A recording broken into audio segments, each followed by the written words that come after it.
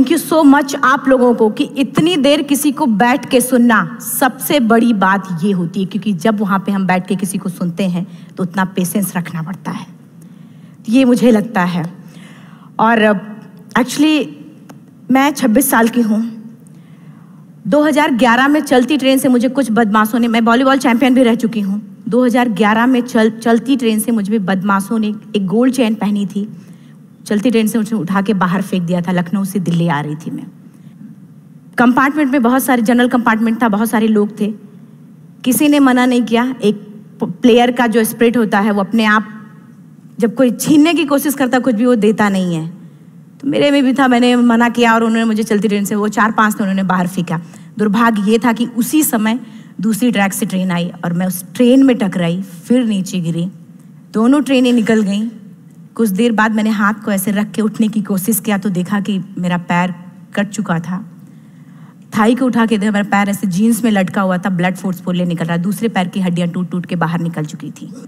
पूरी रात मैं चिल्लाती रही ट्रैक पे, छोटे छोटे पत्थर होते ऐसे चिल्लाती रही कि कोई बचा ले, कोई नहीं आया बचाने। और जब पूरी रात चिल्लाते चिल्लाते इतना कि मुझे दिखाई भी देना बंद हो गया, जब ट्रेन आता था तो वाइब्रेट होता था। इतना ही नहीं, फ्री का इनविटेशन भी लोगों को मिल गया था, कुछ लोगों को। ट्रैक पे आपने ट्रेन की ट्रैक पे छोटे छोटे चूहे देखे होंगे, मेरे कटे हुए पैर पे आग के मेरे पैर कुतर रहे थे। मैं ब्रेन कॉन्शियस मेरा पूरा काम कर रहा था मेरे, लेकिन बॉडी में कोई भी मूवमेंट नहीं था। पूरे पल में वही चीज़ें सोच कि कैसे मैं अपने आप को कैसे बचा पाऊँ, लेकिन करीब पूरी रात ऐसे बीता। सुबह गांव वालों ने मुझे बरेली डिस्ट्रिक्ट हॉस्पिटल यूपी में है, वहाँ पे हुआ था ये। सुबह गांव वालों ने मुझे उठाया, डिस्ट्रिक्ट हॉस्पिटल ले जाके रखा, तो फार्मासिस्ट, डॉक्टर, सीएम जितने लोग थे आपस में बातें कर रहे, अरे हमारे पास तो एनेस्थीसिया नहीं है, ब्लड नहीं है, इसका इलाज शुरू करें तो हम कैसे करें। मुझे भी नहीं दिखाई तो नहीं, लेकिन मेरा सुनाई दे रहा था सब कुछ वहाँ पे। कहाँ से हिम्मत आई मुझ में, मुझे भी नहीं पता। मैंने बोला वहाँ पे कि सर जब मेरा पूरा पैर कटा, तब मैंने इतनी देर रेलवे ट्रैक पे थी, मैं उस चीज़ को बर्दाश्त किया, तो अभी तो आप मेरे अच्छे के लिए मेरे पैर काटेंगे। शायद आपको यकीन नहीं होगा, या फिर कभी आप लोगों ने ये चीज़ नहीं देखी, कोई डॉक्टर या फार्मासिस्ट अपना ब्लड दे के किसी पेशेंट को बचाया। मेरी इस बात को सुनने के बाद वहाँ के डॉक्टर और फार्मासिस्ट दोनों ने एक एक यूनिट ब्लड दिया और मेरे पैर को बिना एनेस्थीसिया अलग कर दिया गया। आज भी मैं उस दर्द को महसूस करती हूँ, जब भी मैं जब बोलती हूँ तब मैं वो चीज़ें महसूस करती हूँ। उसके बाद जब बात मीडिया में आई, लोगों को पता चला कि रिमा नेशनल प्लेयर है, KGMC king George medical college Lucknow में एडमिट करा, लखनऊ से फिर sport minister AIIMS trauma centre Delhi. तब तक सब ठीक ठाक चल रहा था, प्लेयर होने की वजह से अच्छा ट्रीटमेंट मिलना शुरू हुआ। करीब 4 महीने मैं एम्स में रही। एम्स में रहने के बाद जब मैं थोड़ा ठीक हुई, करीब 25 दिन बाद जब ठीक हुई, न्यूज़पेपर में गोल गोल लिख के आ रहे कि अरुणिमा के पास टिकट नहीं था, अरुणिमा ट्रेन से कूद गई। उसका खंडन किया घर वालों ने, फिर बोला कि अरुणिमा सुसाइड करने गई थी। जिस लड़की का शरीर का एक अंग कट चुका, पूरी जिंदगी का पता नहीं कि व्हील चेयर है, बैसाखी या पता, यहाँ तक कि मेरे स्पाइन में 3 फ्रैक्चर था, मुझे ये भी नहीं पता था कि मैं बेड से उठ भी पाऊंगी कि नहीं। अंदाजा लगाया जा सकता, सिर्फ अंदाजा लगाया जा सकता है कि उसकी दिलो दिमाग पे क्या चल रहा होगा, उस परिवार की क्या स्थिति रही होगी, जब जिस परिवार की एक यंग एज लड़की का इस तरीके का सिचुएशन हुआ हो।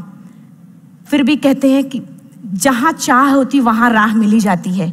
एम्स के हॉस्पिटल के बेड पे मैंने डिसाइड किया, क्योंकि अपनी बातें हम चिल्ला चिल्ला के करें, उस सिस्टम की इतनी हाई लेवल की बातें हो रही थी कि हम एक मध्यम वर्गीय फैमिली से थे, हम अपनी बातें चिल्ला चिल्ला के कह रहे थे, लेकिन कोई नहीं सुन रहा था। लेकिन कहते हैं मैंने अपने दिल दिमाग अंतरात्मा से ये चीज़ सोच लिया कि ठीक है, आज आपका दिन है, जितना चाहो बोल लो, एक दिन तो मेरा दिन आने वाला, मैं प्रूफ कर दूंगी कि मैं क्या हूँ, मैं क्या थी, ये मैं प्रूफ कर दूंगी। हॉस्पिटल के बेड पे डिसाइड किया वॉलीबॉल नई लाइफ का सबसे टफ गेम करना है, तब मैंने माउंटेनिंग चुना। जब मैंने माउंटेनिंग कहने और करने में बहुत फ़र्क होता है। जब मैंने माउंटेनिंग की बात सोची और लोगों के सामने, सबसे बड़ी चीज़ थी सही गाइडेंस में ट्रेनिंग लेना, दूसरा स्पॉन्सरशिप। इतना बड़ा एक साथ तो मैंने 40 से 50 लाख मैंने वाकई में कभी नहीं देखे थे पहले। मेरे लिए बहुत बड़ी चीज़ थी वो इकट्ठा कर पाना।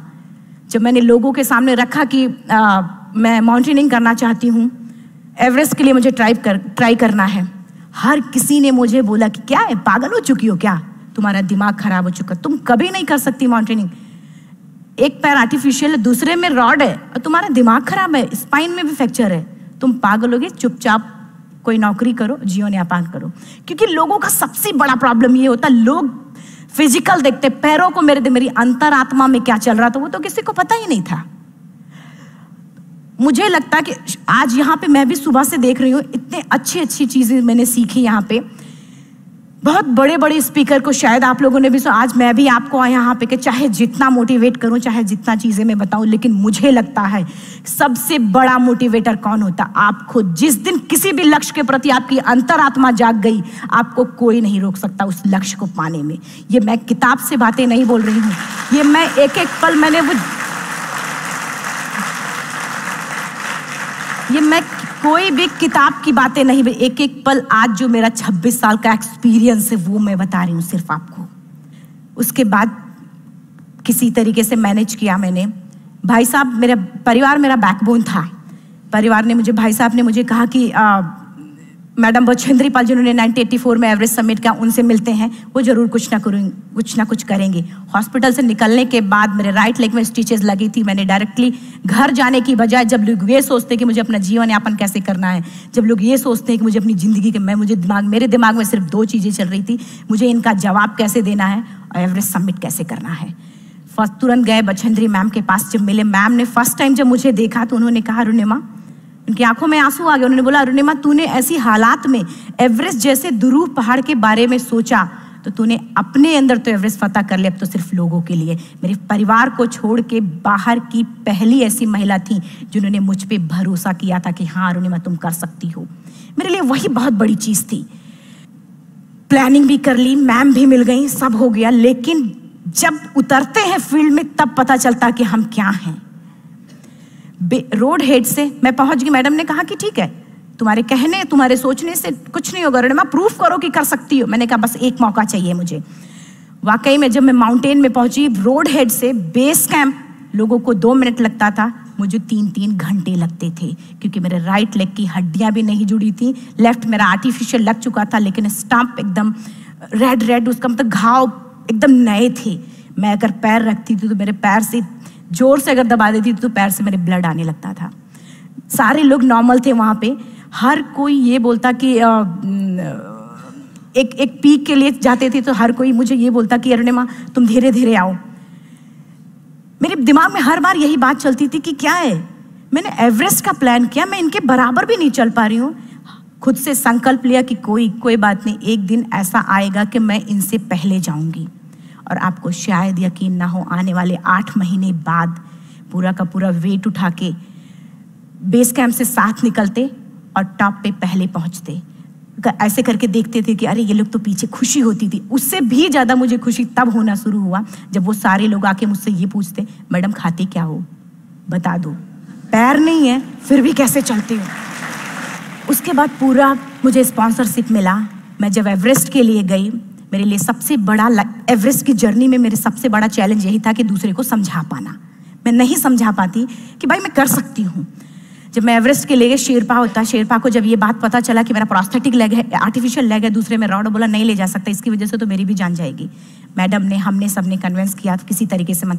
वाकई में जो टीवी में हम और उसमें फोटोज में देखते हैं, ब्लू और ग्रीन आइस, हिला देने वाला होता, जितना सुंदर दिखता उतना ही हिला देने वाला होता। जब मैं, हमारे ग्रुप में 6 लोग थे, रॉकी एरिया तक मैं सबसे पहले थी, लेकिन जैसे ही मैं ग्रीन और ब्लू आइस में गई, मेरा आर्टिफिशियल लेग स्लिप कर जाता था। फ्रंट पॉइंटिंग से, जब मैं फ्रंट क्रैम्पोन से फ्रंट पॉइंटिंग मारती थी, लेफ्ट से पेन होता था तब भी करते, लेकिन आर्टिफिशियल जैसे फ्रंट पॉइंटिंग मूव हो जाता, मेरा पैर ही मूव हो जाता था। शेरपा मुझे बोला नहीं हो सकता अरुणिमा, जबरदस्ती मत करो। मैंने कहा कुछ नहीं, ये मेरा पैर है, मैं जानती हूँ कैसे चलेगा। फाइनली 1, 2 बार, 3 बार करने, 4 बार, 5 बार होल हो जाता था। आइस थोड़ा टूट के निकलता था तो मैं वहाँ पैर रख के जाती थी। कैंप 3 तक ठीक था, प्रॉपर एक्लेमेटाइज किया अपने आप। कैंप 3 तक जनरली गए। बात जब कैंप 3 के ऊपर की होती है, साउथ पोल समिट, अच्छे माउंटेनियर, अच्छे दिलेर के हौसले धरे के धरे तब रह जाते हैं जब अपनी आंखों के सामने किसी को मरता देखता है, और दिमाग में बात, जब जिसको डिसीजन मेकिंग, और जब दिमाग में बातें जब ये आने लगती हैं कि अरे जिस चीज़ के लिए हम जा रहे हैं उसी चीज़ के लिए आदमी मर रहा है, इसी चीज़ के लोग लिए मर चुके हैं। रात में क्लाइंबिंग, ज़्यादा से ज़्यादा माउंटेनिंग रात में की जाती है क्योंकि वेदर शांत होता है। जब मैं रात में निकली साउथ कोल से, कैंप 4 से, मेरी हेडलाइट जिधर ही हेडलाइट जा रही थी उधर ही डेड बॉडीज मुझे नज़र आ रही थी। मेरे रोंगटे खड़े हो रहे थे, मुझे समझ में नहीं आ रहा था कि मैं करूं तो क्या करूं। इतना ही नहीं, मैं जिस रोप में थी उसी रोप में जब मैं आगे जा रही हूँ और एक बांग्लादेशी, उनका हाथ हल्का हल्का ऐसे हिल रहा, मुंह से आवाज आ रही थी। मैं एक्सप्लेन नहीं कर सकती मुझे कितना डर लग रहा था। बार बार ये बार बार मन में आती, इसका ऑक्सीजन खत्म हुआ है, ये मर चुका है लास्ट सिचुएशन में, और हम कुछ नहीं कर पा रहे हैं, क्या करें। उसके बाद मैंने 10 से 15 मिनट सिर्फ मैं वहां खड़ी रही। मैंने सिर्फ इतना बोला कि अगर आप सभी में से सभी ने एवरेस्ट सबमिट कर लिया तब तो ठीक है, अगर नहीं सबमिट किया है मैं सबके लिए एवरेस्ट सबमिट करूंगी और जिंदा वापस जाऊंगी। क्योंकि जैसा हम सोचते हैं हमारी बॉडी उसी तरीके से जनरेट करना शुरू करती है। मैंने डेड बॉडी, क्योंकि जा ही नहीं सकते थे किनारे से, उसी रोप में वो एंकर है, डेड बॉडी को लांगी और लांग के जाना शुरू किया। हिलेरी स्टेप साउथ समिट के करीब जब मैं खुद पहुंची, मेरे शेरपा ने एक जोर से झटका मुझे दिया कि अरुणिमा वापस चलो, तुम्हारा ऑक्सीजन खत्म हो रहा है। हिलेरी स्टेप के बाद एवरेस्ट समिट है, थोड़ा चलने के बाद एवरेस्ट समिट है। अगर कोई आपसे ये बोले, आप अपने टारगेट के इतने करीब हो, अगर कोई आपसे ये बोले कि अरुणिमा वापस चलो, कैसा लगता है? मैंने भी यही बोला, सर क्या बोल रहे हो आप, मैं नहीं जाऊंगी वापस। बोला अरुणिमा जिंदगी रही, दोबारा ट्राई करना और एवरेस्ट समिट हो जाएगा दोबारा तुम्हारा। मैंने कहा नहीं, ये आप जिंदगी में गोल्ड चांस बार बार नहीं आते, लाइफ में कभी कभी आता है, ये आपके ऊपर आता, आप उसको पकड़ के रखते हो या फिर छोड़ देती हो। मैं अपना गोल्ड चांस कभी नहीं, क्योंकि मैं जानती थी मुझे स्पॉन्सरशिप बहुत मुश्किल से मिला, एक बार अगर मैं छोड़ देती दोबारा मुझे कभी नहीं मिलता। मैं बहुत अच्छी तरीके से जानती थी। मेरा फाइनली मुझे बछेंद्री मैम ने भी एक बार बात समझाई थी, मेरी माँ ने मुझे एक बात बताया था कि लाइफ में कभी कभी सिचुएशन ऐसी आती है जब सिर्फ आप अकेले होते हो, डिसीजन सिर्फ आपको लेना होता है। जहां पे भी होना, खड़े होकर हल्का सा पीछे मुड़कर देखना और ये सोचना कि आप एक एक कदम चल के यहां तक पहुंचे हो, सिर्फ अपना एक कदम आगे बढ़ाना। तुम देखना कुछ देर बाद तुम टॉप पे होगी। मेरे दिमाग में उनकी बातें वीडियो की तरह चल रही थी और सिर्फ एवरेस्ट का टॉप चल रहा था। मैंने शेरपा को पहले कन्विंस करने की कोशिश की कि भाई चल, कुछ नहीं होगा भाई चल। फाइनली जब वो नहीं माना, मैंने एक कदम आगे बढ़ाया, डिसीजन लिया कि नहीं, जाना ही जाना है। आगे बढ़े, करीब 1 से 1.5 घंटे बाद मैं टॉप पे थी। और इतना ही नहीं, आज भी मैं जितनी बार बोलती हूं उतनी बार मैं महसूस करती हूं, मेरे रोंगटे खड़े हो जाते हैं, मेरा दोनों हाथ ऊपर करके जोर जोर चिल्लाने का मन कर रहा, कितनी जोर से चिल्लाऊं, इतनी जोर से चिल्लाऊं कि सबको बता दूं कि आज मैं टॉप ऑफ द वर्ल्ड पे हूं। उन लोगों को बता दूं जो लोग ये सोचते हैं, लड़की, दूसरे विकलांग, तीसरे मिडिल क्लास में, जो लोग एक बार हार के फिर दोबारा लड़ना नहीं चाहते, जो लोग हारने के बाद सोचते हैं कि हम दोबारा कुछ कर नहीं सकते, उन लोगों को मैं चिल्ला चिल्ला के टॉप से बताना चाहती थी कि नहीं, आप सब कुछ कर सकते हो। सिर्फ एक सोच की विकलांगता, हैंडीकैप आदमी यहाँ से होता है, यहाँ से नहीं। अगर यहाँ से जो आदमी विकलांग है तो नॉर्मल आदमी भी विकलांग है, जो अगर यहाँ से विकलांग है। चिल्ला चिल्ला के मैं बताना चाहती थी। मैंने शेरपा से कहा कि आप एक फोटो खींच लो, क्योंकि सारे लोग फोटो, अपना नेशनल फ्लैग का जो वैल्यू होती है ना, वो जो हम कहीं बाहर होते हैं तो पता चलता है। मुझे भी बहुत खुशी हो रही थी, फ्लैग को हग किया और बोला फोटो खींचो। बोला पागल हो गई है, तेरा ऑक्सीजन कभी भी खत्म हो जाएगा, नीचे चल। नहीं, फोटो खींच लो। फोटो खींचा उसने। वो तो अगली बार इतना तेज गुस्सा हुआ, मैंने उसको बोला कि भाई वीडियो भी बना ले। 8848 की हाइट पे ऑक्सीजन खत्म हो रहा है। आज हम भी हंस रहे हैं आप लोगों के साथ, क्योंकि यहाँ पूरा ऑक्सीजन है। और 8848 की हाइट पे जब मुझे शेरपा, कोई भी शेरपा को बोलेगा भाई वीडियो बना, तो परेशान हो जाएगा, पागल हो चुकी है, तुम मर जाए, यहाँ मैं जा रहा हूँ नीचे। मैंने कहा नहीं, कुछ नहीं होगा, आप बनाओ वीडियो। किसी तरीके से मैं 4-5 पेयर बैटरी रख के लेके गई कि डिस्पोजल कैमरा, एक अलग कैमरा की, मतलब एक नहीं काम करेगा तो दूसरा करेगा, प्रॉपर प्लानिंग से। शायद आप लोग भी सोचो कि वाकई में लड़की को इतना बड़ा रिस्क लेने की क्या जरूरत थी, कि जिंदगी कभी भी जा सकती थी इसकी। लेकिन मैंने वो रिस्क लिया क्यों? क्योंकि मैं चाहती थी, कहीं ना कहीं से मेरे भी दिमाग में ये बात आ चुका था कि मैं जिंदा वापस ना जाऊं। मैं चाहती थी कि अगर मैं जिंदा ना जाऊं तो ये वीडियो मेरे इंडिया शेरपा से मैंने यही बात बोली, ये वीडियो अगर मैं जिंदा नहीं जाती हूँ, ये वीडियो मेरे इंडिया पहुँचा देना, मेरे यूथ तक चला जाएगा। क्योंकि मैं चाहती थी कि 11 अप्रैल 2011 को मेरा एक्सीडेंट हुआ, 21 मई 2013 10:55 पे मैं टॉप ऑफ द वर्ल्ड पे थी। ऑलमोस्ट 1 से 2 साल के अंदर कैसे यहाँ से मैंने ये चीज, मैंने कभी भी कामयाब होने के, मेरी वो जिंदगी बन चुकी थी, मेरा जुनून बन चुका था, मेरा पैशन मेरा जिद बन चुका था। वो मेरा सोते उठते बैठते सिर्फ मुझे एवरेस्ट दिखाई जाए। और मुझे लगता है किसी को भी अगर अपना लक्ष्य पाना है, यहाँ से अगर वो पागलपन जब तक नहीं आएगा तब तक नहीं होगा। वो फाइनली उसने वीडियो बनाया। आप बोल रहे फटाफट रोनिमा नीचे भागो। जब मैं टॉप पे थी तो कुछ लोग और भी थे, लेकिन 10:55 पे मैंने एवरेस्ट समिट, 11 बजे के बाद अगर कोई अटेम्प्ट करने की कोशिश करता है उसको सुसाइड अटेम्प्ट बोलते हैं। जैसे ही मैं नीचे चलना शुरू की, मैंने कहा भाई हाँ चल नीचे चलते हैं।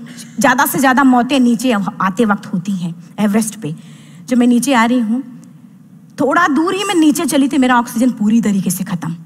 सिर्फ अंदाज़ा लगाया सकता कि जब ऑक्सीजन खत्म हुआ क्या परिस्थिति रही होगी। मैं ऐसे नीचे गिर गई और शेरपा मुझे बोला कि रोनिमा मुझे यकीन नहीं था कि तू एवरेस्ट सबमिट कर पाएगी, लेकिन फिर भी तूने किया। मैं चाहता हूँ कि रोनिमा जिंदा चल, तू वापस उठ, खड़ी हो। मुझे खड़ा करने की वो कोशिश कर रहा था बार बार, मैं खड़ी नहीं हो पा रही थी, वाकई में दम ही नहीं था। लेकिन फिर भी कहते हैं कि जैसे हमारे नियम होते हैं वैसे ऊपर वाले के भी नियम हैं। उसके लिस्ट में जब मेरा नाम नहीं है तो वो मुझे नहीं ले जा सकता। अगर दूसरी चीज, मेरा कॉन्सेप्ट एकदम क्लियर हो चुका था। जब रेलवे ट्रैक पे मैं थी, रेलवे ट्रैक पे 7 घंटे में पड़ी थी, 49 ट्रेन अप डाउन हुई थी, तो मेरा कॉन्सेप्ट एकदम क्लियर हो चुका था। इसका मतलब है कि ऊपर वाले ने अगर मुझे कुछ बचाया है तो कुछ ना कुछ इतिहास रचने के लिए बचाया है। मैंने पॉजिटिव तरीके से सोचा। और उसी समय एक ब्रिटिश क्लाइंबर नीचे से ऊपर आ रहा था और उसके पास 2 ऑक्सीजन, तो उसने एक को वहीं फेंका और दूसरे को लेके नीचे जाना शुरू किया क्योंकि वेदर खराब था। मेरा शेरपा मुझे एंकर किया और जाने लगा नीचे, और वो फटाफट उसको लेके आए, मुझे लगाया। उसने बोला रोनिमा तू बहुत लकी है कि तुझे यहाँ पे ऑक्सीजन मिला है। वाकई में ऊपर वाला भी चाहता है कि तू जिंदा रहे। वो मुझे बार बार लकी लकी बोल रहा था। शायद आप लोग में से भी कोई होगा कि जो लक और भाग्य जैसी चीज़ों पे यकीन करता हो, या पता नहीं भी। मैं किसी की भावनाओं को ठेस नहीं पहुंचाना चाहते, लेकिन मैं किसी भी चीज़ों पे भरोसा नहीं करती, क्योंकि मेरा मानना है कि लक भी उसी का साथ देता है जिसके अंदर जीतने का जज्बा है। अगर आपके अंदर जीतने का जज्बा नहीं है, चारों तरफ सिर्फ बहाने होते हैं, सिर्फ बहाने, इतना सारा एक्सक्यूज होता है। शायद मैं भी अगर वापस आ गई होती तो मैं बोल देती मेरा ऑक्सीजन खत्म है, कोई मुझसे पूछने ना बचेंद्री मन ना मेरा परिवार, कोई भी मुझे पूछने नहीं आता। लेकिन क्या कभी मैं अपने आप को समझा पाती? कभी नहीं। फाइनली जो भी था, लक भाग्य किस्मत में नीचे आ रही थी, बहुत खुश थी। माउंटेन, डेड बॉडीज, मेरा शेरपा, ये लोग थे। मैं किसी से शेयर भी नहीं कर पा रही थी कि अरे मैंने एवरेस्ट सबमिट किया, किसी से शेयर भी नहीं कर पा रहे थे। फटाफट मैंने नीचे हील मार के, हमारे से हील मार के नीचे आ रहे थे। एकाएक मेरा प्रोस्थेटिक लेग, पूरा का पूरा लेग ही निकल गया। -60 डिग्री तक टेम्परेचर डाउन हो जाता है एवरेस्ट पे। मेरा हाथ वगैरह ये सब ऐसे मूवमेंट, ऐसे मुड़ नहीं रहा था, ब्लड निकलने लगा था, ये सब यहाँ तक। मुझे शेरपा से मैं बोल रही हूँ कि ऑलरेडी मेरा पैर कटा हुआ है, अगर दिमाग में ये बात है कि मेरा हाथ भी काटना पड़ेगा, कैसा लगेगा मेरा दिमाग। क्योंकि ये ऐसा मूवमेंट, रेड 3 स्टेज होती हैं। रेड मेरा हो चुका था, रेड, ब्लैक, ब्लू, ब्लैक हो तो काटना पड़ेगा। तो बार बार मैं बोल रही हूँ शेरपा से कि भाई हाथ मेरा कुछ हो रहा है, इसमें मूवमेंट नहीं हो रहा है, यहाँ सबसे ब्लड हो। बोला रोनिमा कुछ नहीं, जितना नीचे जाएंगे उतना अच्छा होगा। प्रोस्थेटिक लेग मेरा निकल चुका है, मैं रुकी हूँ, मेरा ऑक्सीजन चल रहा, बड़े मुश्किल से लक भाग्य किस्मत जो भी था मुझे मिला था। शेरपा मेरे आगे है, लास्ट मोमेंट तक वो मुझे बोलेगा, अगर वो मैं नहीं चलती वो मुझे छोड़ के चला जाए। गलती उसकी भी नहीं होती, क्योंकि वो क्या करे क्लाइंबर की वजह से, या तो अपनी जान वो भी दी, गलती उसकी भी नहीं है। लास्ट में मेरी आंखों से आंसू निकलने लगा। मैंने सोचा क्या करूं अब, रोने अपने आप आंसू कहीं ना कहीं से आ ही जाता है।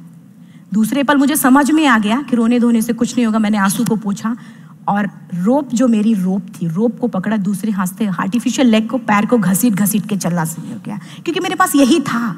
ये तो दूसरा था, गिव अप कर दो ही चीज़ थी। पैर को घसीट चलना शुरू हुआ। कुछ दूर नीचे चलने के आने के बाद रॉक था, उसमें घुसे, पैर को खोला, सही किया, फिर नीचे चला। Camp 4 to summit to camp 4 3500 feet है, और इसमें टोटल जनरली लोग 16 से 17 घंटे में समिट कर लेते हैं। मुझे टोटल 28 घंटे लगे थे। हर माउंटेनियर, चाहे बाहर का या फिर इंडिया का, हर किसी ने ये मान लिया था कि अरुणिमा जिंदा वापस नहीं आएंगी। हर किसी ने ये चीज़ मान लिया था। लेकिन मुझे लगता, जब मैं वापस साउथ कोल पहुंची, जब मैं टेंट का जिप खोला, मैंने हर किसी ने कहा कि अरे तू यहाँ है, हम तो सब सोच लिए थे तू चली गई। हर किसी ने ये बोला था। फिर सब खुशी मना रहे थे, हम सब। देखिए, ये सब बताने का मेरा सिर्फ एक मकसद था कि सब कुछ हम में है, हम जैसा चाहें वैसा कर सकते हैं। ऑलरेडी टाइम हो चुका है। मैं एक चार लाइन की पंक्ति सिर्फ बोलूँगी। मैं एक्चुअली, मेरा एम है कि मैं वर्ल्ड के जो कॉन्टिनेंट हैं, कॉन्टिनेंट के हाईएस्ट पीक समिट करूं। एशिया का एवरेस्ट हो चुका है, अफ्रीका के किलिमंजारो हो चुका है, यूरोप का एल्ब्रूस हो चुका है। 23 नवंबर को मैं जा रही हूँ ऑस्ट्रेलिया हाईएस्ट पीक के लिए। बस आप लोगों की गुड विशेस चाहिए। और 4 लाइन, अभी तो इस बाज की असली उड़ान बाकी है, अभी तो इस बाज की असली उड़ान बाकी है, अभी तो इस परिंदे का इम्तहान बाकी है, अभी अभी मैंने लांघा है समुद्रों को, अभी तो पूरा आसमान बाकी है। Thank you so much. Thank you.